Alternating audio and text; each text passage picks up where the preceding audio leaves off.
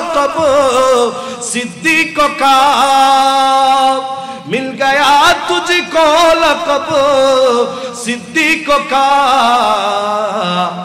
ये किस कदर बो बकर तेरी शान है। सुभान अल्लाह वल्लाह।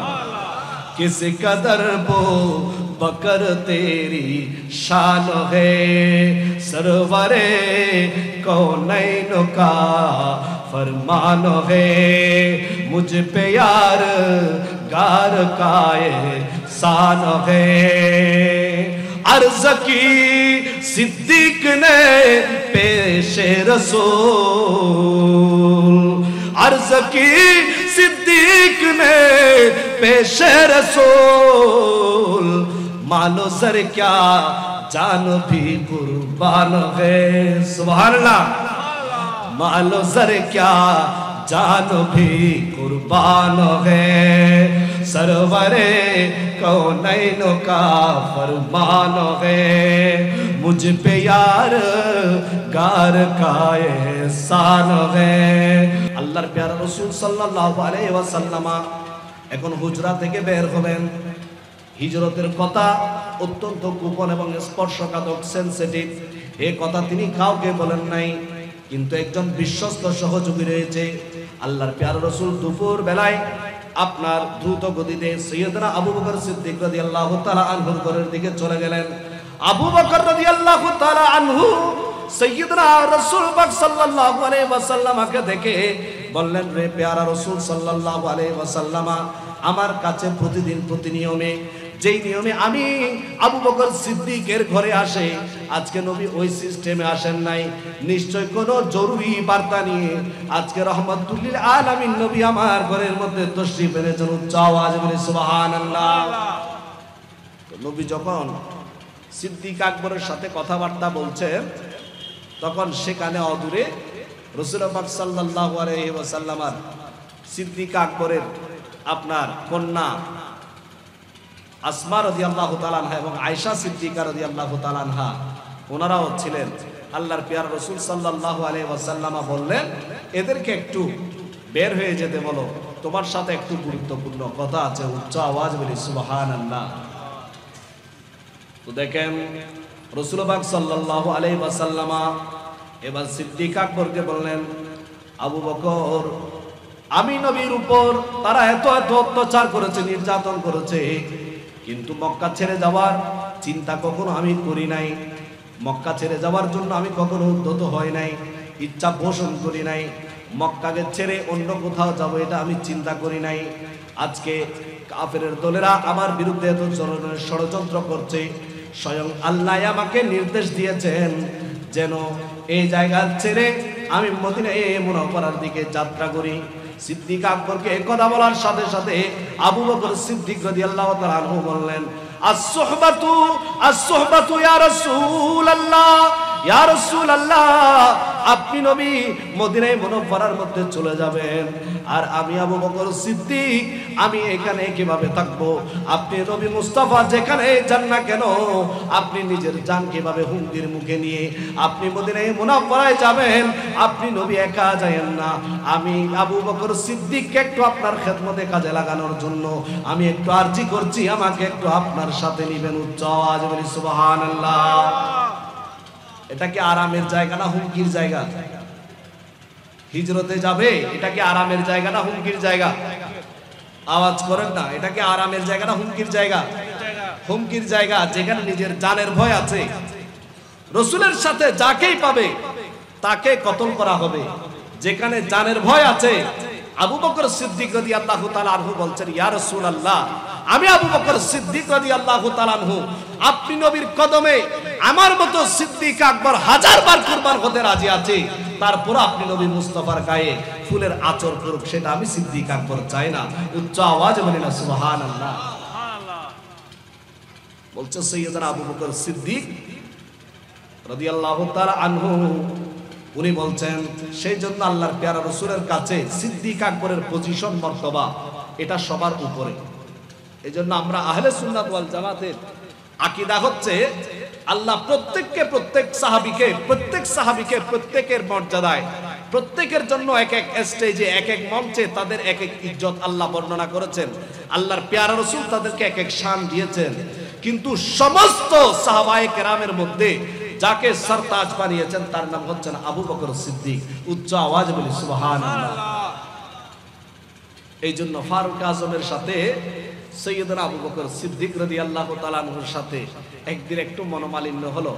ক্লাসের মধ্যে যেভাবে রোল 1-2 সব সময় প্রতিযোগিতা করে রোল 1 এগিয়ে যাবে নাকি রোল 2 1কে ফেলে দিয়ে রোল 1-2-1 হবে, এভাবে ক্লাসের মধ্যে যেভাবে একটা প্রতিযোগিতা চলে, তো সৈয়দনা আবু বকর সিদ্দিক এবং ফারুক আজম ওনারা তো নবীর গোলামীর মধ্যে রোল নাম্বার 1 আর 2, ওনারাও সব সময় প্রতিযোগিতা করত রাসূলের খেদমতের মধ্যে, রাসূলের ইশক এবং প্রেমের মধ্যে কে 1 নাম্বার এবং কে 2 নাম্বার হতে পারে। উচ্চ আওয়াজ বলি সুবহানাল্লাহ। তো ওনারা একদিন মজলিসের মধ্যে হঠাৎ করে দুইজনের মধ্যে কি একটা ঝগড়া, দুইজনের মধ্যে একটা মনোমালিন্য হয়ে গেল। এটাকে ঝগড়া বলে চলো না, মনের একটু কথাবার্তার মধ্যে একটু মনোমালিন্য হয়ে গেলে হাদিস বুখারী শরীফের মধ্যে এসেছে। তো আল্লাহর প্যারা রাসূল সাল্লাল্লাহু আলাইহি ওয়াসাল্লামা এই দুইজন সাহাবী যখন সাহাবীদের আদব, সাহাবীদের শিষ্টাচার, সাহাবীদের কানুন দেখেন, যখন একজন আরেকজন সাহাবীকে একটু বড় কথা বলে ফেলেছে বা মান অভিমান হয়েছে, সাইয়্যিদনা আবু বকর সিদ্দিক রাদিয়াল্লাহু তাআলা আনহু বারবার ওমরের পিছনে যায়, ওমর আমার হয়তো ভুল হয়েছে, তুমি আমাকে মাফ করে দাও। ওমর রাদিয়াল্লাহু তাআলা আনহু অভিমানে তিনি মাফ করছেন না, তিনি চলে যাচ্ছেন, হুম হুম করে তিনি চলে যাচ্ছেন সামনের দিকে। ওমর ফারুক রাদিয়াল্লাহু তাআলা আনহু যেতে যেতে যেতে যেতে ঘরের মধ্যে চলে গেলেন। সিদ্দিক আকবর রাদিয়াল্লাহু তাআলা আনহু তিনি যতক্ষণ মাফ পাচ্ছেন না ততক্ষণ ফারুক আজমকে ছাড়ছেন না, তিনিও পিছনে পিছনে ফারুক আজমের পিছনে চলে গেলেন। ফারুক আজমের পিছনে চলে গেলেন, ঘর পর্যন্ত গেলেন। উমর রাদিয়াল্লাহু তাআলা আনহু ঘরের দরওয়াজা বন্ধ করে দিলেন। এখন আল্লাহর প্যারা রাসূল সাল্লাল্লাহু আলাইহি ওয়াসাল্লামের দরবারে সিদ্দিক আকবর এসে মলিনভাবে বসে থাকলেন, মন খারাপ। আল্লাহর প্যারা রাসূল সাল্লাল্লাহু আলাইহি ওয়াসাল্লামা তখন আবু বকর সিদ্দিককে বললেন, আবু বকর কি সমস্যা, তোমার আজকে মন খারাপ দেখাচ্ছে কেন, আজকে তোমাকে বিষণ্ণ দেখাচ্ছে কেন? তখন সাইয়্যিদনা আবু বকর সিদ্দিক বলছেন, ইয়া রাসূলুল্লাহ, ইয়া হাবিবাল্লাহ, আজকে ফারুক আজমের সাথে আমার একটু কথাবার্তার মধ্যে মনোমালিন্য হয়েছে, মান অভিমান হয়েছে। আমি তাকে এত করে বললাম আমি আবু বকরকে ক্ষমা করে দেওয়ার জন্য, কিন্তু ফারুক আজম তো আমাকে ক্ষমা করছে না। ফারুক আজম রাদিয়াল্লাহু তাআলা আনহু তিনি আমাকে ঘরের দরওয়াজা বন্ধ করে দিয়েছেন, আমি মাফ না পেয়ে ফিরে আসছি, এটা আমার জন্য বড় অস্বস্তির কারণ হয়ে গেছে, এই জন্য বিষণ্ণতায় ভুগছি। তখন আল্লাহর প্যারা রাসূল সাল্লাল্লাহু আলাইহি ওয়াসাল্লামা সমগ্র সাহাবায়ে কেরামদের মধ্যে তিনি বললেন, এ আমার সাহাবায়ে কেরামরা শুনো, যখন আমি তোমাদের দুয়ারে দুয়ারে কলমার দাওয়াত নিয়ে গিয়েছিলাম, লা ইলাহা ইল্লাল্লাহ মুহাম্মাদুর রাসূলুল্লাহ সাল্লাল্লাহু আলাইহি ওয়াসাল্লামের দাওয়াত নিয়ে গিয়েছিলাম, কেউ আমাকে বলেছিল আপনি এগুলা কোত্থেকে বলছেন, কেউ আমাকে বলছিল পাগল, কেউ আমাকে বলছিল সাহের, কেউ আমাকে বলছিল এই ধরনের কথাবার্তাগুলো আপনি কোত্থেকে বলছেন, কেউ কেউ আমার থেকে মুজিজা দাবি করেছো, আমার কাছে মুজিজার প্রমাণ চেয়েছো, আমার কাছ থেকে ডকুমেন্ট চেয়েছো, প্রমাণ চেয়েছো যে আপনি যে কলমার দাওয়াত দিচ্ছেন সেই কলমার দাওয়াত, সেই কলমার দাওয়াতের সপক্ষে আপনার দলিল কি? আর তোমরা সবাই যখন দলিল চেয়েছো, সবাই যখন আমাকে ইগনোর করেছো, তখন আমার আবু বকর সিদ্দিক বিনা দলিলেই আমাকে মেনে নিয়েছিলেন। উচ্চ আওয়াজে বলি না সুবহানাল্লাহ। ফাকুলতুম কাযাবতা, তোমরা আমাকে বলেছিলা কাযাবতা, ওয়া আবু বকর সিদ্দিক রাদিয়াল্লাহু তাআলা আনহু ইয়াকুলু, আর আমার আবু বকর সিদ্দিক আমাকে বলেছেন সাদাকতা, ইয়া রাসূলুল্লাহ আপনি যাই বলেছেন সেই কলমাই আমি স্বীকার করে নিলাম, সেটাই আমি মেনে নিলাম। উচ্চ আওয়াজ বলি সুবহানাল্লাহ। সেই জন্য সাইয়্যিদনা আবু বকর সিদ্দিক রাদিয়াল্লাহু তাআলা আনহু যে প্রেম ভালোবাসা দেখে হয় সেটার চেয়েও যেটা না দেখে আপনার ঈমান হয়, সেই ঈমানের মজবুতি, সেই ঈমানের গ্রহণযোগ্যতা আল্লাহর দরবারে বেশি। উচ্চ আওয়াজ বলি সুবহানাল্লাহ। নবীর ব্যাপারে তিনি চোখ বন্ধ করে মেনে নিতেন, এই জন্য আল্লাহ আবু বকর সিদ্দিক রাদিয়াল্লাহু তাআলা আনহুকে স্পেশাল মাকাম দান করেছেন। এখন সাইয়েদনা আবু বকর সিদ্দিক রাদিয়াল্লাহু তাআলা আনহু এবার আপনার যাবেন এবং সাইয়েদনা আবু বকর সিদ্দিক রাদিয়াল্লাহু তাআলা আনহু উনি আল্লাহ ওনাকে কত বড় পজিশন মর্তবা দিয়েছেন। উনি সব সময় সাহাবায়ে কেরামদের মধ্যে এই ধরনের প্রতিযোগিতা থাকতেন, কে আগে হবে, কে আগে ভাগে যাবে, কে রাসূল পাকের খেদমতে আগে ভাগে যেতে পারবে, এই প্রতিযোগিতা সাহাবায়ে কেরামের মধ্যে ছিল। হাদিস শরীফের মধ্যে এসেছে রাসূল পাক সাল্লাল্লাহু আলাইহি ওয়াসাল্লাম একদিন এক মজলিসের মধ্যে সাহাবায়ে কেরামদেরকে জিজ্ঞাসা করলেন, এ আমার সাহাবায়ে কেরাম, তোমরা আজকে ফজরের নামাজের আগে তোমরা আজকের দিনে রোজা রেখেছো, এমন কেউ আছো কিনা? সাইয়েদনা আবু বকর সিদ্দিক রাদিয়াল্লাহু তাআলা আনহু বলেন, ইয়া রাসূলুল্লাহ, আমি আছি। আজকের দিনে তোমরা কোন জানাজা নামাজ পড়েছো কিনা, এমন কেউ আছো কিনা? আবু বকর সিদ্দিক হাত তুলে, ইয়া রাসূলুল্লাহ, আমি আছি। অন্য কেউ একটাতে তুললে আরেকটাতে তুলতে পারে না, কারণ সবগুলো করতে পারে নাই, একটা তুললে আরেকটাতে তুলতে পারে না। আল্লাহর পেয়ারা রাসূল বললেন, আজকে রোজা রেখেছো, এমন কেউ আছো কিনা? বলছে আবু বকর সিদ্দিক রাদিয়াল্লাহু তাআলা আনহু বলেন, ইয়া রাসূলুল্লাহ, আমি আছি। আজকে দিনে দান সদকা করেছো, কোন অভাবী মানুষকে দান সদকা করেছো, এমন কেউ আছো কিনা? আল্লাহর পেয়ারা রাসূলের আবু বকর সিদ্দিক রাদিয়াল্লাহু তাআলা আনহু আবারও হাত তুলে বলে, ইয়া রাসূলুল্লাহ সাল্লাল্লাহু আলাইহি ওয়াসাল্লাম, আমি আবু বকর সিদ্দিক রয়েছি। এভাবে যত ভালো কাজের কথাই বলছে, সবগুলা কাজের মধ্যে সাইয়েদনা আবু বকর সিদ্দিক হাত তুলছে।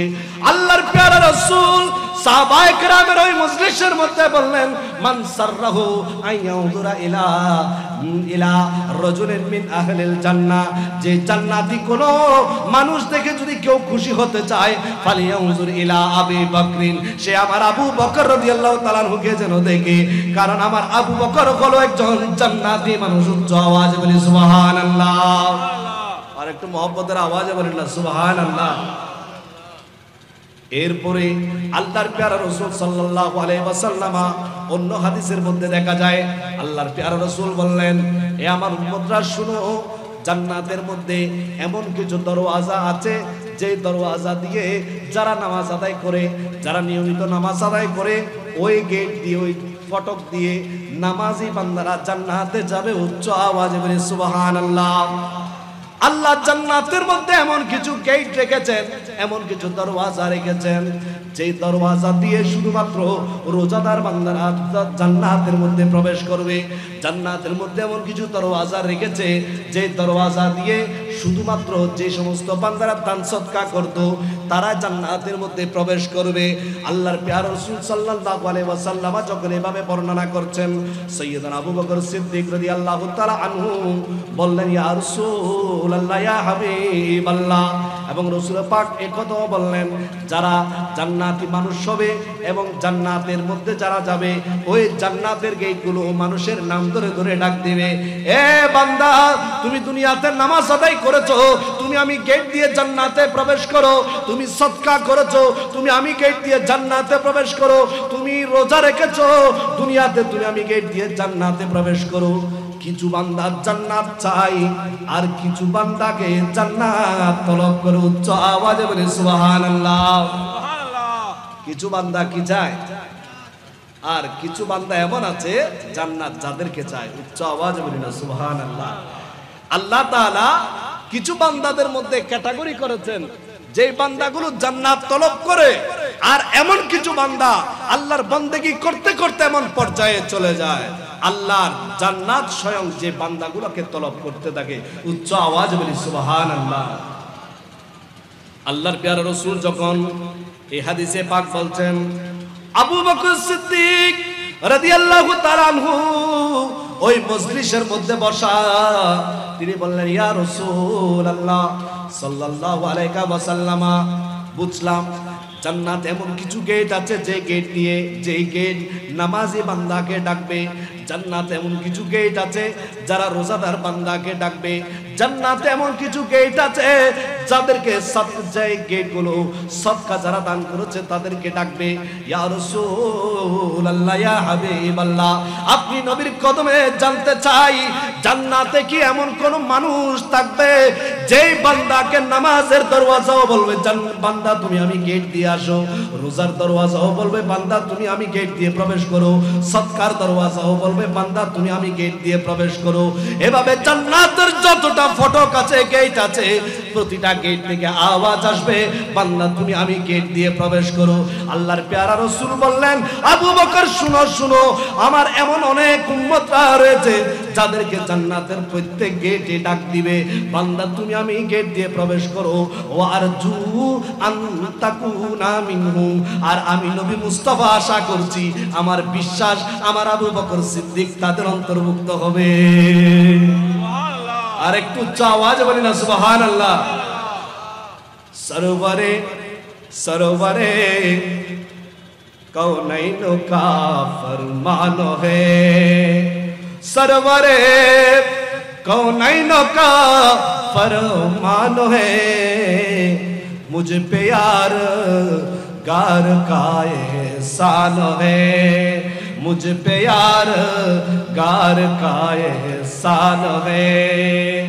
मिल गया तुझको लक़ब सिद्दीक़ का, मिल गया तुझको लक़ब सिद्दीक़ का,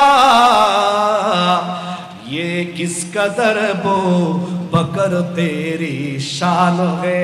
सुभान अल्लाह वलना, किस कदर बो बकर तेरी शान है, सरवरे कौनैन का फरमान है, मुझ पे यार गार का एहसान है। अर्ज़ की सिद्दीक ने पेशे रसूल,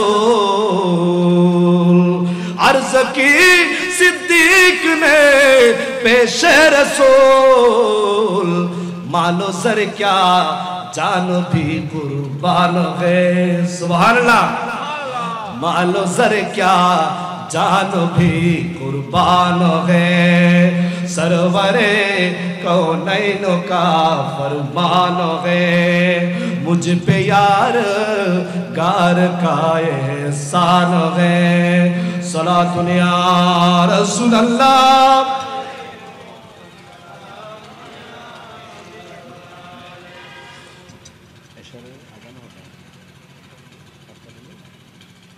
सलातुन या रसूल अल्लाह अलैकुम।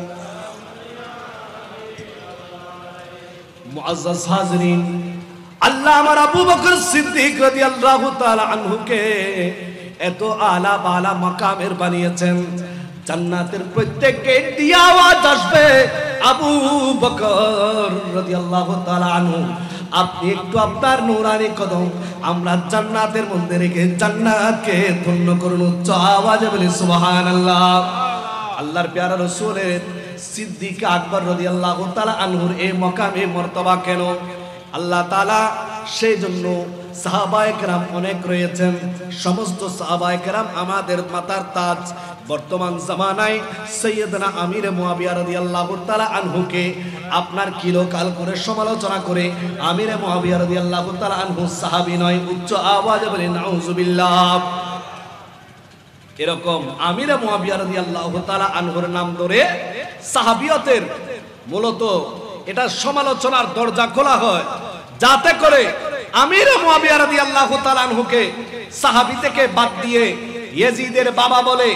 ইয়াজিদের বাবা ঠিক আছে, ইয়াজিদ তো সন্তানের অপরাধের জন্য সন্তান দায়ী, পিতার জন্য পিতার আমলের ব্যাপার পিতার ফয়সালা দিবে, সন্তানের অপরাধের জন্য বাবা দায়ী হবে না, বাবার অপরাধের জন্য সন্তান দায়ী হবে না। এটাই হচ্ছে আমার ইসলামের শিক্ষা। লা তাজিরু ওয়াজিরাতুন বিজরা উখরা, একজন বোঝা বহনকারী আরেকজনের বোঝা বহন করবে না, সেটাই আমাদের ইসলাম শিক্ষা দেয়। উচ্চ আওয়াজ বলি সুবহানাল্লাহ। দেখেন সমস্ত সাহাবায়ে কেরাম আমাদের মাথার তাজ সরতাজ, সমস্ত সাহাবায়ে কেরাম ওনাদেরকে ইজ্জত করতে হবে, সম্মান করতে হবে। এটাই আমরা আহলে সুন্নাত ওয়াল জামাতের আকীদা এবং বিশ্বাস। সাহাবায়ে কেরামের ব্যাপারে কোনো ধরনের সমালোচনা করা যাবে না। তো অনেকে আলী রাদিয়াল্লাহু তাআলা আনহুর প্রতিও অতিরিক্ত মহব্বত দেখাতে গিয়ে আলী রাদিয়াল্লাহু তাআলা আনহুকে মাওলা আলী শেরে খুদা রাদিয়াল্লাহু তাআলা আনহুকে সিদ্দিক আকবর থেকেও শ্রেষ্ঠত্বের পজিশন দিতে চায়। আমরা বলছি আবু বকর সিদ্দিক রাদিয়াল্লাহু তাআলা আনহু মাওলা আলী শেরে খুদা তার আপন জায়গায় শ্রেষ্ঠ, উমর ফারুক তার আপন জায়গায় শ্রেষ্ঠ, উসমান রাদিয়াল্লাহু তাআলা আনহু তার আপন জায়গায় শ্রেষ্ঠ, কিন্তু সমস্ত সাহাবায়ে কেরামের মধ্যে আল্লাহ আলা বালা বানিয়েছেন আর সাইয়্যিদনা আবু বকর সিদ্দিককে উচ্চ আওয়াজ বলি সুবহানাল্লাহ। এটাই আহলে সুন্নাত ওয়াল জামাতের আকীদা। দেখেন মাওলা আলী শের খুদা রাদিয়াল্লাহু তাআলা আনহু আল্লাহর প্যারা রাসূল সাল্লাল্লাহু আলাইহি ওয়াসাল্লামা, এই জন্য সাহাবায়ে কেরাম অনেক আছে, কিন্তু সমস্ত সাহাবায়ে কেরামের বর্ণনা স্বীকৃতি সেটা সরাসরি আল্লাহ রাব্বুল আলামিন কোরআনে পাকে রাদিয়াল্লাহু আনহুম ওয়ারাদু আন সমস্ত সাহাবায়ে কেরামদেরকে এই আয়াতের মাধ্যমে জান্নাতি ঘোষণা করেছেন। আল্লাহ তাআলা কিন্তু সাহাবিয়তের কে রাসূলের সুহবত পেয়েছে সেটার জন্য সেটা আমরা হাদিসে পাক থেকে প্রমাণ পাই, কিন্তু সরাসরি কোরআনে পাকের মধ্যে একজন সাহাবীর ব্যাপারে এসেছে যিনি রাসূল পাকের সুহবত পেয়েছেন, তার নাম হচ্ছে আবু বকর সিদ্দিক। উচ্চ আওয়াজ বলি সুবহানাল্লাহ। সেই জন্য সিদ্দিক আকবরের সাহাবিয়তকে স্বীকার করা এটা কুফরি হবে। এটা কি হবে? কুফরি হবে, যেহেতু আল্লাহ তাআলা স্বয়ং কালামে পাকের মধ্যে বলে দিয়েছেন ইয ইয়াকুলু লিসাহিবিহি, যখন নবী মুস্তাফা তার সাথীকে বললেন, এই আয়াত আল্লাহ তাআলা নাযিল করেছেন। আল্লাহ তাআলা বলছেন তানিয়াতনাইনি ইয হুমা ফিল গার, তানিয়াতনাইনি, তারা যখন দুজন, ইয হুমা ফিল গার, তারা যখন ছিল গর্তের মধ্যে, দুজন যখন গর্তের মধ্যে গুহার মধ্যে ছিল, ইয ইয়াকুলু লিসাহিবিহি, তিনি যখন তার সাথীকে বললেন লা তাহজান, চিন্তা করিও না, পেরেশানি করিও না, ইন্নাল্লাহা মা'ানা, আল্লাহ আমাদের সাথে রয়েছে। উচ্চ আওয়াজে বলি সুবহানাল্লাহ। এখন আল্লাহ আমাদের সাথে মানে আমাদের মানে কাদের? আমাদের মানে নবীর গোলামদের। উচ্চ আওয়াজে বলি না সুবহানাল্লাহ। সিদ্দিক আকবর যেখানে আছে, রাসূল যেখানে আছে, সেখানে আল্লাহ আছে। কেন? কারণ উনি হকের উপর আছেন এবং রাসূলের গোলামিতে আছেন। উচ্চ আওয়াজে বলি সুবহানাল্লাহ। এই জন্য কিয়ামত পর্যন্ত যারা রাসূলের গোলামিতে থাকবে আল্লাহ তাদের পক্ষেই থাকবে। উচ্চ আওয়াজে বলি সুবহানাল্লাহ। সাময়িকভাবে হয়তো বান্দা কষ্ট পাবে, দুঃখ পাবে, কিন্তু দিন শেষে দেখবে সত্যের সাথে আল্লাহ আছেন। উচ্চ আওয়াজে বলি সুবহানাল্লাহ। এবং আল্লাহ তাআলা এই জন্য সিদ্দিক আকবর রাদিয়াল্লাহু তাআলা আনহুকে যখন বললেন আবু বকর সিদ্দিক আমাদেরকে হিজরত করতে হবে, আল্লাহ আমাকে নির্দেশ দিয়েছেন। সিদ্দিক আকবর বলেন ইয়া রাসূলুল্লাহ, ইয়া হাবিবাল্লাহ, আপনি নবী নিজের জানকে এভাবে শঙ্কায় রেখে আপনি একা একা হিজরতে যাবেন? আপনি নবী মুস্তাফার দরবারে আরজি করছি, আমি সিদ্দিক আকবরকে একটু আপনি সুযোগ দেন, আপনি নবীর খেদমত করার জন্য যেন আমি একটু সুযোগ পাই। উচ্চ আওয়াজে বলি সুবহানাল্লাহ। এবার রাসূল পাক সাল্লাল্লাহু আলাইহি ওয়াসাল্লাম বের হবেন, চারদিক তো কাফেররা ঘেরাও করে ফেলেছে। নবী মুস্তাফার হুজরাত শরীফের মধ্যে চারপাশে কাফেররা ঘেরাও করে ফেলেছে। নবী এখন বের হবে, কিভাবে বের হবেন? আল্লাহর প্যারা রাসূলকে আল্লাহ তাআলা বললেন, হাবিব চিন্তা করিয়েন না, আপনার আমার ইসলাম প্রচারের জন্য আপনি নবী যখন দায়িত্ব নিয়েছেন, আপনি নবীর জিম্মাদারি তো আমি অনেক আগেই নিয়েছি। আমি আল্লাহই বলেছি ওয়াল্লাহু ইয়াসিমুকা মিনান নাস, আল্লাহ আপনাকে মানুষের ষড়যন্ত্র থেকে রক্ষা করবেন, সেই ঘোষণা তো আমি আল্লাহই দান করেছি। উচ্চ আওয়াজে বলেন সুবহানাল্লাহ। তারা কালে কালে ভাবে চাইবে ইসলামের আলো নিভিয়ে দিতে, কলেমার আলো নিভিয়ে দিতে, রাসূলের মহব্বতকে নিভিয়ে দিতে। এটা আজকে ষড়যন্ত্র চলছে, রিসালাতের স্লোগানকে বন্ধ করতে, নারায়ে রিসালাতকে বন্ধ করে দিতে, ইয়া রাসূলুল্লাহ বলা বন্ধ করে দিতে, ইয়া নবী সালাম আলাইকা বলা বন্ধ করে দিতে। এটা আজকে চাচ্ছে তা না, সেটা মক্কার মুশরিকরাও চেয়েছিল, মুনাফিকরাও চেয়েছিল। আল্লাহ বলছে তোমরা শত চেষ্টা করলেও হবে না। ইউরিদুনা লিইউতফিউ নূরাল্লাহ, তারা আল্লাহর নূরকে নিভিয়ে দিতে চায়। ওয়াল্লাহু মুতিম্মু নূরিহি, আল্লাহই স্বয়ং সেই প্রদীপকে জ্বালায়, সুতরাং সেই প্রদীপকে নিভানোর কোনো সাধ্য নাই, সেই প্রদীপ আল্লাহ জ্বালাতেই থাকবে। এই জন্য যতই চেষ্টা করছে ইয়া নবী সালাম আলাইকা বন্ধ হোক, আওয়াজ বাড়ছে না কমছে? আওয়াজ বাড়ছে না কমছে? মুস্তাফা জানে রহমত পে লাখো সালাম, তারা চেয়েছিল বন্ধ হোক, কিন্তু এখন ঘরে ঘরে চালু হয়ে গেছে কি যায় নাই? যেখানে আমার হুজুর কেবলার গৌসিয়া কমিটি আছে, যেখানে জামিয়ার ছাত্র আছে, যেখানে জামিয়ার শিক্ষক আছে, যেখানে জামিয়ার ফারিগুত তাহসিল আছে, তারা যেখানে গিয়েছেন সেখানেই ইয়া নবী সালাম আলাইকার আওয়াজ উঠেছে। উচ্চ আওয়াজ বলি সুবহানাল্লাহ। শাহিদ শাহেদ সিরকুট বলেছেন, আমি তো বাংলাদেশে আসলাম এই কাজটা করার জন্যই।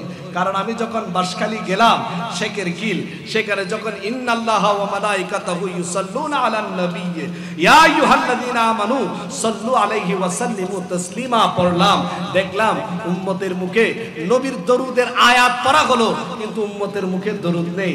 অন্তরে কষ্ট পেলাম যে না, এই মানুষগুলোর অন্তরে এরা সব আছে, দাড়ি আছে, টুপি আছে, সব কিছু নিয়ে আজকে মাহফিলেও বসেছে, কিন্তু একটা জিনিসের ঘাটতি দেখতে পাচ্ছি, সেটা হচ্ছে ইশকে মুস্তাফা। আর আমার কাজ হবে এই বাংলার জমিনে নবীর প্রেমকে কিভাবে, আপনার নবীর প্রেমের স্রোত কিভাবে সৃষ্টি করা যায়, নবীর প্রেমের উত্তাল তরঙ্গ কিভাবে সৃষ্টি করা যায়। এই জন্য আমি জামিয়া আহমদিয়া সুন্নিয়া বানালাম, যাতে করে যে জামিয়ায় যারা পড়ালেখা করবে, জামিয়ায় যারা খেদমত করবে, জামিয়ার সাথে যাদের নিসবত থাকবে, তাদের অন্তরে বুগদে মুস্তাফা জীবনে আসবে না, বরং তাদের অন্তর নবীর ইশক এবং মহব্বতের ঠিকানা হয়ে যাবে। আল্লাহু আকবার। ইয়া রাসূলুল্লাহ, ইয়া জিন্দাবাদ, জিন্দাবাদ।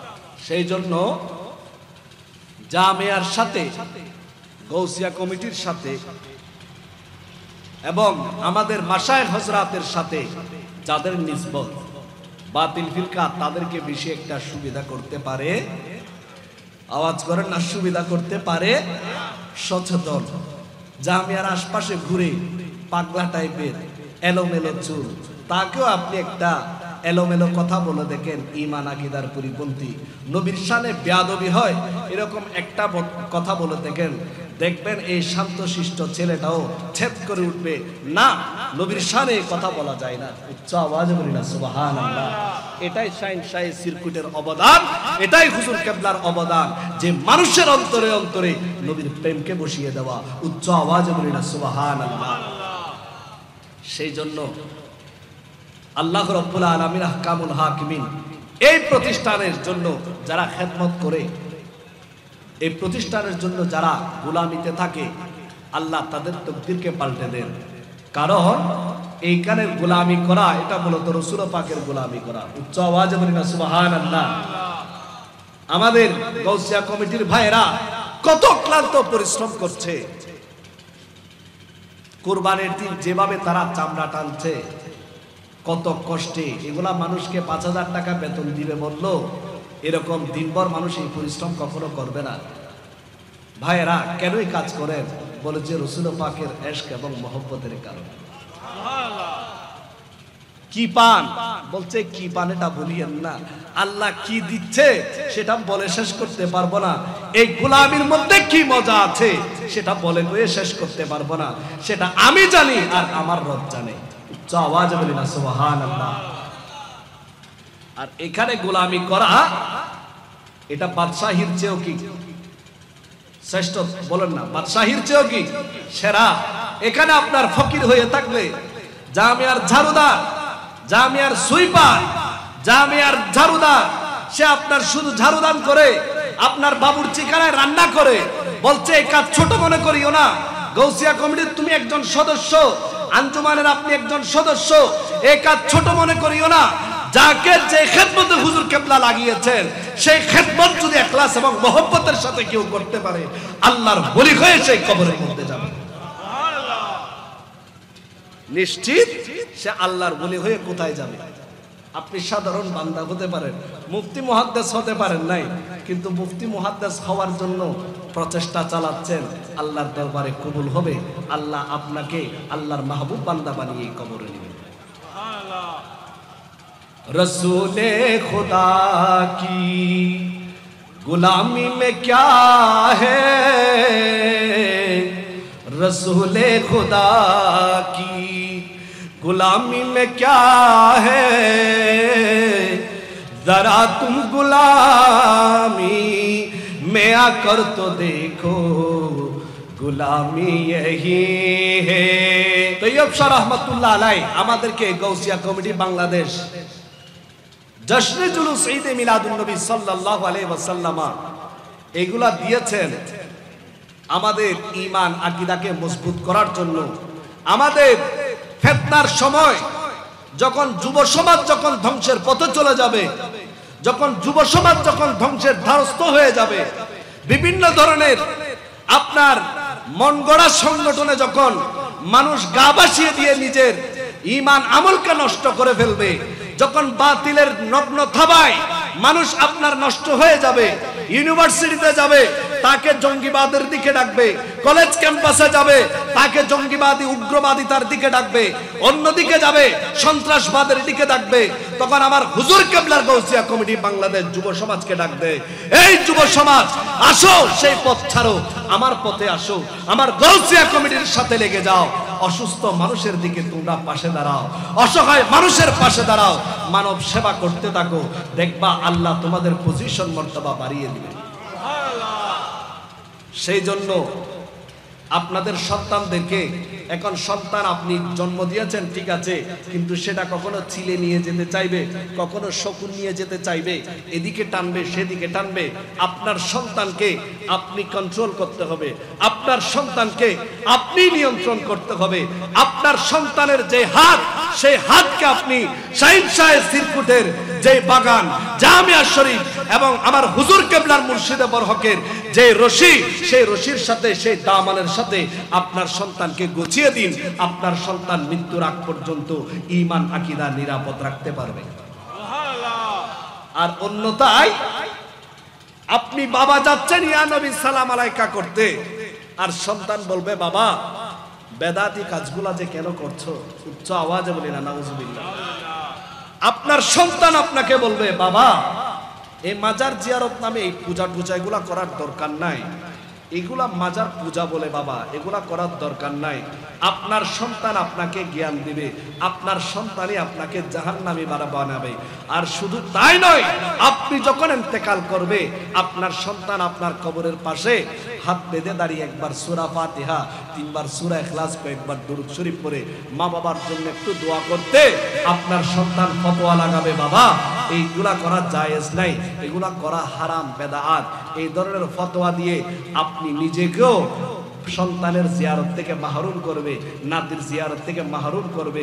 সেই জন্য আমাদের সন্তান যারা আছে, বাচ্চা যারা আছে, এদের দামানটা যদি আমরা আলে রসুলের হাতে গুছিয়ে দিতে পারি, আর হুজুর কাবলার হাতে হাত দামান ধরিয়ে দেওয়া, এই দামান সাধারণ দামান নয়।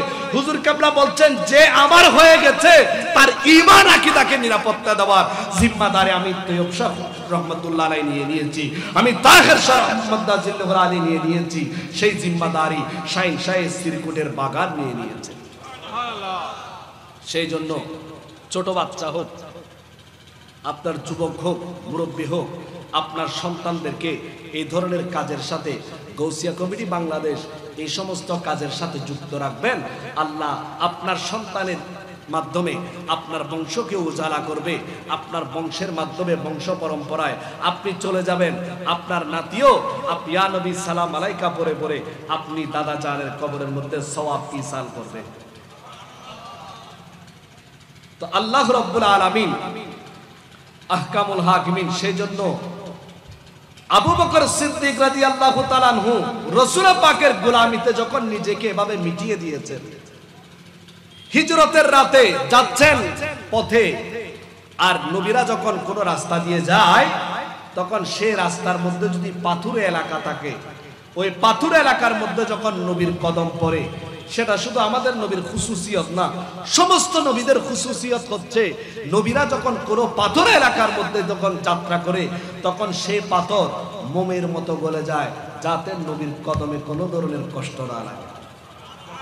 আর একটু মহব্বতের আওয়াজে বলবেন না, নবীর কদমে যাতে কষ্ট না লাগে, পাথর গলে যায়। পাথর ভয় পায় নবীর সাথে গুস্তাখি হয়ে গেলে আল্লাহ আমাকে ছাড় দিবেন না, কারণ পাথরের মধ্যেও ভয় আছে। আল্লাহ তাআলা সূরা বাকারা শরীফের মধ্যে বলছেন, ওয়াইন্না মিনাল হিজারাতি লামা ইয়াতাফাজ্জারু মিনহুল আনহার। আল্লাহর দরবারে সুম্মা কাসাত কুলুবুকুম, কিছু কিছু বান্দা আছে যাদের অন্তর পাথরের চেয়েও কঠিন হয়ে গেছে, কারণ পাথরও মাঝে মধ্যে কান্না করে। কেন? পাথরের মধ্যে অনেক পাথরের কান্নার কারণে আল্লাহ ঝর্ণা নহর প্রবাহিত করেছেন। কিন্তু এমন অনেক বান্দা আছে যারা বছর নয় 6 মাস নয় কোন যুগে কান্না করেছে আল্লাহর দরবারে, সেটারও কোনো ইয়াত্তা নাই। সেই জন্য কিছু কিছু বান্দার কলব পাথরের চেয়েও কঠিন হয়ে যায়। আর এই জন্য পাথরের ভিতরে অনুভূতি শক্তি আছে, যে পাথরের উপর যখন নবীরা কদম রাখেন সেই পাথর নিজেকে মোমের মতো মলিন করে দেয়, নবীর কদমের মধ্যে যাতে কোনো কষ্ট না লাগে। উচ্চ আওয়াজ বলি সুবহানাল্লাহ। যাদেরকে আল্লাহ হজ করার তৌফিক দিয়েছেন, মাকাম ইব্রাহিম আপনারা দেখেছেন না? এই মাকাম ইব্রাহিমের উপর, মাকাম ইব্রাহিম একটা পাথর, পাথরের কোনো দাম নাই, পাথরের কোনো সম্মান নাই। পাথরকে কেন মুসলমানরা সম্মান করবে, ইজ্জত করবে? কারণ পাথর পূজার ধর্ম ইসলাম নয়, পাথরের সম্মানের ধর্ম ইসলাম নয়। কিন্তু যে পাথরের সাথে নবীর কদম লাগে, আল্লাহ বলছেন পাথর এটা আর সাধারণ থাকে না, এটা অসাধারণ এক পাথর হয়ে যায়। সেই পাথরের মাধ্যমে সেই পাথরের ইজ্জত হুরমত বেড়ে যায় নবীর কদম লাগার কারণে। আমার ইব্রাহিম খলিলুল্লাহর কদম লেগেছে, ইব্রাহিমের খেদমত আঞ্জাম দিয়েছে। এই পাথরকে আমি ওয়াত্তাখিযু মিন মাকামি ইব্রাহিম মুসাল্লা, এই পাথর আর সাধারণ পাথর রাখি নাই, সেটা মানুষের সেজদা দেওয়ার জায়গা বানিয়ে দিয়েছি। আর একটু উচ্চ আওয়াজে বলি না সুবহানাল্লাহ। সেই পাথরকে আমি সেজদার জায়গা বানিয়ে দিয়েছি। এভাবে নবী মুস্তাফা সাল্লাল্লাহু আলাইহি ওয়াসাল্লাম যখন যাচ্ছেন, আল্লাহর প্যারা মাহবুব নবী যখন হিজরতের দিকে আস্তে আস্তে এগোচ্ছেন, সিদ্দিক আকবর রাদিয়াল্লাহু তাআলা আনহু পাথর এলাকা দেখলে নবী মুস্তাফা সাল্লাল্লাহু আলাইহি ওয়াসাল্লামকে কাঁধে করে নিতেন। ইয়া রাসূলুল্লাহ, আপনি নবী আমার কাঁধ মুবারকের মধ্যে উঠে যান, কারণ আপনি নবীর কদম মুবারক যদি পাথরের মধ্যে পড়ে পাথর গলে যাবে, আপনার পাথরের উপর আপনার পা মুবারকের চিহ্ন রয়ে যাবে। কাফেরের দলেরা খুঁজে খুঁজে আপনাকে বের করে ফেলবে। ইয়া রাসূলুল্লাহ, আপনি নবী, আমি আবু বকর সিদ্দিকের কাঁধ মুবারকের উপর উঠুন। এভাবে কিছু দূর যায় এবং মাঝপথে দেখা যায় সাইয়েদনা আবু বকর সিদ্দিক কখনো রাসূলের ডান পাশে যায়, কখনো বাম পাশে যায়, কখনো পিছনে যায়, কখনো সামনে যায়। আল্লাহর প্যারা রাসূল বললেন, আবু বকর সিদ্দিক, তুমি তো কখনো আমি নবী মুস্তাফার আগে আগে হাঁটো নাই, কারণ আমি নবীর সামনে তুমি কখনো আগে আগে হাঁটো নাই। উস্তাদ শাগরিদ যখন হাঁটাচলা করবে, উস্তাদ আগে হাঁটবে, ছাত্র পিছনে হাঁটবে।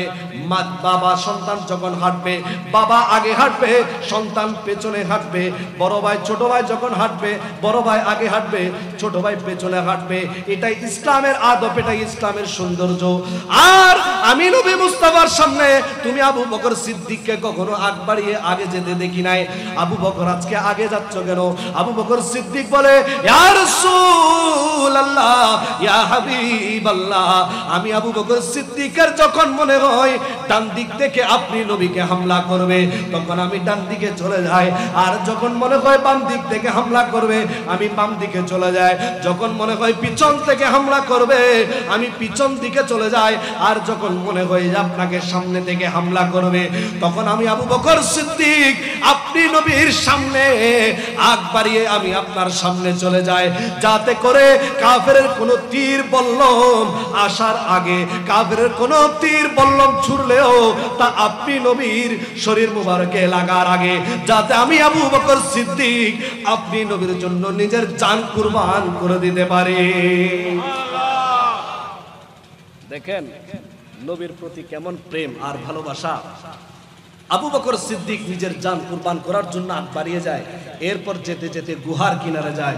ইয়া রাসূলুল্লাহ, আপনি আগে যেয়েন না, সব সময় আপনি আগে যান, আমি পিছনে যাই, কিন্তু আজকে একটু আপনি অনুমতি দেন, আপনি পরে যাবেন, আমি একটু আগে ভাগে গিয়ে গুহার পরিবেশটা ঠিক করে আনি। উচ্চ আওয়াজে বলি না সুবহানাল্লাহ। এরপরে তো আপনারা জানেন সেখানে আল্লাহর প্যারা রাসূল ছিলেন। এরপরে আল্লাহ তাআলা বলছেন, যখন একেবারে আবু বকর সিদ্দিক গারের মধ্যে ঢুকে গেল, যখন চিন্তার মধ্যে গুহার মধ্যে ঢুকে দেখতে পেলেন একটু উপরে যখন তাকাচ্ছে দেখতে পাচ্ছে কাফেরদের পা দেখা যাচ্ছে, এরা গুহার মুখের কিনার পর্যন্ত চলে এসেছে। আল্লাহর প্যারা রাসূল সাল্লাল্লাহু আলাইহি ওয়াসাল্লাম আবু বকর সিদ্দিককে তাসাল্লি দিলেন, আবু বকর শুনো শুনো, ইদ ইয়াকুলু লিসাহিবিহি লা তাহজান, আবু বকর চিন্তা পেরেশানি করিও না, ইন্নাল্লাহা মা'ানা, আল্লাহ আমাদের সাথে রয়েছেন, কাফেরের দলের আমাদের কিছুই করতে পারবে না। এবার দেখেন সেখানে আপনারা শুনেছেন এখানে একটা বড় সাপ ছিল, যে সাপটা আপনার দীর্ঘদিন ধরে অপেক্ষা করছিল। সেই সাপ অতীতের নবী থেকে শুনতে পেয়েছেন যে কোনো সময় যে কোনো মুহূর্তে আপনার আখরি নবীর পয়দায়েশ হবে, আর আখরি নবী মক্কা ছেড়ে মদিনায় আসার পথে এই গুহার মধ্যে তশরিফ আনবেন। এই কথা শুনে তিনি সেখানে এই সাপ ইন্তজার করছে নবীর প্রেমের কারণে, নবীকে এক নজর দেখার কারণে। আর এদিকে আবু বকর সিদ্দিক সমস্ত কিছু বন্ধ করার পর আপনার ছিদ্র অফ কয়েকটা রয়ে যায়। এদিকে ছিদ্র যখন বন্ধ, ছিদ্রের মধ্যে সাইয়েদনা আবু বকর সিদ্দিক বন্ধ করার জন্য আপনার নিজের পা মুবারক দেন, বাকি সবগুলা বন্ধ করেন।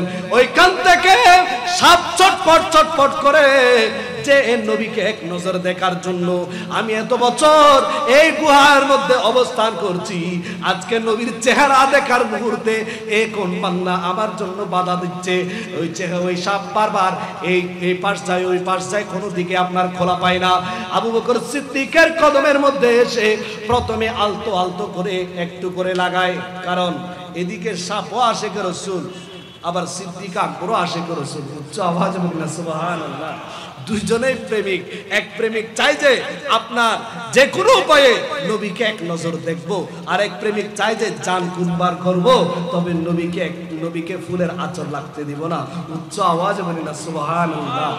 এদিকে আপনার সাপ আলতো আলতো করে আপনার সিদ্দিক আকবরের পায়ের মধ্যে যখন লাগায়, সিদ্দিক আকবর রাদিয়াল্লাহু তাআলা আনহু আপনার পা সরাচ্ছে না, বলছে এই সাপ তুমি আমাকে ওই আশেক মনে করিও না যে একবার দংশন খেলে পা সরিয়ে নিবে, দুইবার দংশন খেলে পা সরিয়ে নিবে, আঘাত পেলে পা সরিয়ে নিবে। আমি এমন আশেক রাসূল নই, আমি সিদ্দিক আকবর এমন আশেক, এমন প্রেমিক যে নবীর জন্য সিদ্দিক আকবর 1000 বার যদি ইন্তেকাল করতে হয়, 1000 বার শাহাদাতের সুদা নবীর জন্য পালন করতে আমি রাজি রয়েছি।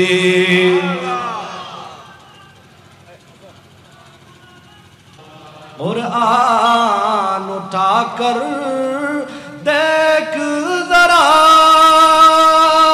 मालूम तुझे हो जाएगा, मालूम तुझे हो जाएगा। ए कौले मोहम्मद कौले खुदा, ए कौले मोहम्मद कौले खुदा। सुबहानल्लाह सुबहानल्लाह सुबहानल्लाह सुबहानल्लाह। मुअज़्ज़ज़ हाज़रीन, হকের সংখ্যা কম হতে পারে, হক দুর্বল হতে পারে, কিন্তু হকের বাহ্যিক সরঞ্জাম কম হতে পারে, কিন্তু হকের পক্ষের সবচেয়ে বড় শক্তি হচ্ছে আল্লাহ এবং রাসূলের মহব্বত। উচ্চ আওয়াজে বলি সুবহানাল্লাহ। সাইয়েদনা আবু বকর সিদ্দিক রাদিয়াল্লাহু তাআলা আনহু, উনি আর রাসূল পাক সাল্লাল্লাহু আলাইহি ওয়াসাল্লাম দুজন। আল্লাহ বলছেন হাবিব আপনারা দুজন না, দুজনের সাথে আমি খোদাও রয়েছি। উচ্চ আওয়াজে বলি না সুবহানাল্লাহ। কারণ রাসূল যেখানে আল্লাহ, রাসূল যেখানে আল্লাহ, লা ইলাহা ইল্লাল্লাহ মুহাম্মাদুর, আল্লাহ যেখানে রাসূল, আশহাদু আল্লা ইলাহা ইল্লাল্লাহ আশহাদু আন্না মুহাম্মাদুর মুরজ, আল্লাহর নাম যেখানে রাসূলের নাম, সুতরাং নারায়ে তাকবীর যেখানে হবে সেখানে নারায়ে রিসালাত হবে। এটাই আমরা আহলে সুন্নাত ওয়াল জামাতের আকীদা। তো যারা রাসূলকে আল্লাহ থেকে জুদা করতে চায়, আল্লাহ বলছেন জুদা তুই আর কত করবি, আমি তো ডেইলি নামাজের মধ্যে আমার হাবিবকে আমার সাথে মিলিয়ে নিয়েছি। আমার নবীর নামেটা তুই না মিলালে নামাজই তো হবে না। সেই জন্য হাসান বিন সাবিত রাদিয়াল্লাহু তাআলা আনহু বড় সুন্দর করে বলছেন, ওয়াদাম্মাল ইলাহু ইসমান নবিয়ে বে ইসমিহি ইদ ক্বালা ফিল খামসে মুয়াদ্দিন আশহাদু সালাতুন ইয়া সালামুন ইয়া হাবিবাল্লাহ।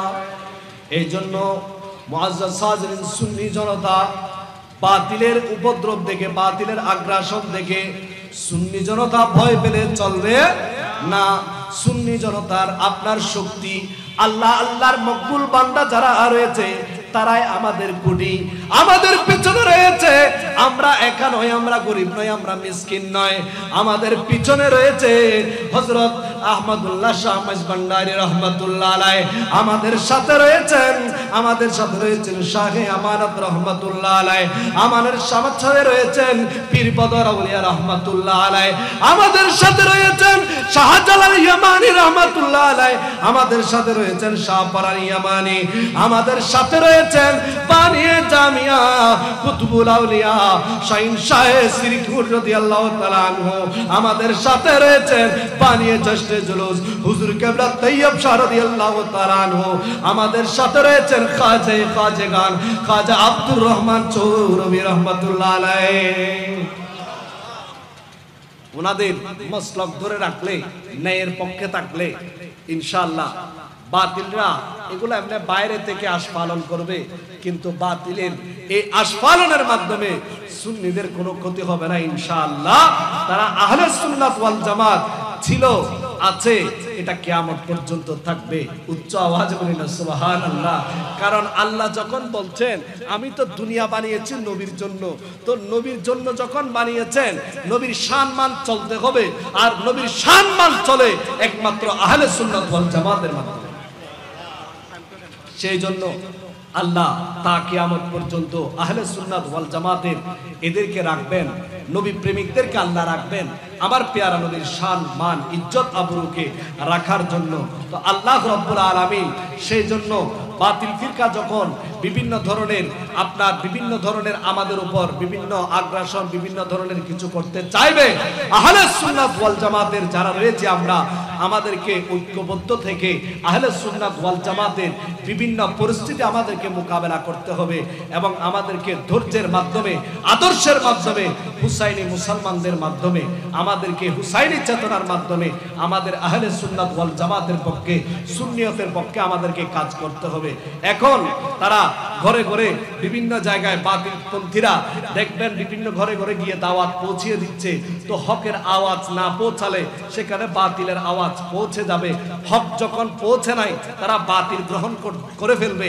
সেই জন্য আমাদের ঘরে ঘরে প্রত্যেকটা ঘরে ঘরে হাটাজারি বলেন, এইখানে ফরহাদাবাদ বলেন, প্রত্যেকটা ঘরে ঘরে হুজুর কেবলার গৌসিয়া কমিটির মিশন পৌঁছিয়ে দিতে হবে, জামিয়ার মিশন পৌঁছিয়ে দিতে হবে, দাওয়াতে খায়রের মিশন পৌঁছিয়ে দিতে হবে। একবার যদি জামিয়ার অ্যান্টিবায়োটিক লেগে যায় বাতিল ফিরকার আর কোনো তৎপরতা কাজে আসবে? কোনো কাজে আসবে? একবার বাচ্চাকে শুধু জামিয়া আঞ্জুমানের অ্যান্টিবায়োটিক, জামিয়ার মোহাম্মত এবং হুজুর কেবলার মোহাম্মতের অ্যান্টিবায়োটিক যদি তারা একবার পেয়ে যায় ইনশাআল্লাহ বাতিল ফিরকার সমস্ত তৎপরতা বেকার হয়ে যাবে। আহলে সুন্নাত ওয়াল জামাত কিয়ামত পর্যন্ত উজালা হয়ে থাকবে। কারণ কারো বয়স হয়েছে 200 বছর, কারো বয়স হয়েছে 300 বছর, কোন ফেরকার বয়স হয়েছে 300 বছর 400 বছর, কোন সংগঠনের জন্ম হয়েছে হয়তো 400 বছর 300 বছর 500 বছর। আর আহলে সুন্নাত ওয়াল জামাতের বয়স হিসাব করলে সেটার বীজ বপন করেছে আমার নবী মুস্তাফা, সেটার বীজ বপন করেছে সাহাবায়ে কেরাম, সুতরাং আমাদের এই চারা গাছ নতুন না, সেটা অনেক কিয়ামত পর্যন্ত অনেক চড়াই উতরায় বাতিল ফিরকার অনেক ঝড় ঝান্ডা সয়ে আহলে সুন্নাত ওয়াল জামাত আজও আছে। তোমরা ভুল মনে করিও না আহলে সুন্নাত ওয়াল জামাত মিশে যাবে, বরং আহলে সুন্নাত ওয়াল জামাত আরো উজালা হয়ে ফিরে আসবে ইনশাআল্লাহ। তো আল্লাহ রাব্বুল আলামিন সাইয়েদনা আবু বকর সিদ্দিক রাদিয়াল্লাহু তাআলা আনহু, উনি রাসূল পাকের গোলামিতে শুধু জান মাল, আগে তো মাল দৌলত যা খরচ করার খরচ করেছেনই, এবার নিজের জানটাকে নবীর কদমে ফেদা করার জন্য তৈয়ার হয়ে আছে। উচ্চ আওয়াজে বলি সুবহানাল্লাহ। সেই জন্য রাসূল পাককে বলছেন, ইয়া রাসূলুল্লাহ, বারবার আপনি নবীকে, আপনি নবীর জাতে এত চিন্তা কিসের আবু বকরের? এখানে যে লা তাহজান বলেছে, আবু বকর তোমার এত হুজন কিসের, চিন্তা কিসের? আবু বকরের তো চিন্তার কিছু নেই, কারণ তিনি তো নবীর কদমে কুরবান হতে চাচ্ছে। কিন্তু আবু বকর সিদ্দিক বলে, ইয়া রাসূলুল্লাহ, চিন্তা আমার নাই, আমি মারা যাব, আমি শাহাদাতের সুদা পান করব, সেটা তো আমি আরো নিয়ামত মনে করছি, কিন্তু আমার দুশ্চিন্তা হচ্ছে আপনি নবী মুস্তাফার প্রতি কোনো আচর লাগছে কিনা, সেটাই আমি বারবার চিন্তা করছি। এবং সিদ্দিক আকবর যখন সাপের দংশনে যখন তিনি জর্জরিত হয়ে যাচ্ছেন, রাসূল পাক ঘুমিয়ে আছেন, চোখ বন্ধ, আর আমার পেয়ারা নবী চোখ খোলা থাকলে যা দেখেন, চোখ বন্ধ থাকলেও তা দেখতে পারেন। নবী চোখ বন্ধ রাখলেও তা দেখতে পান, চোখ খোলা রাখলেও তা দেখতে পান।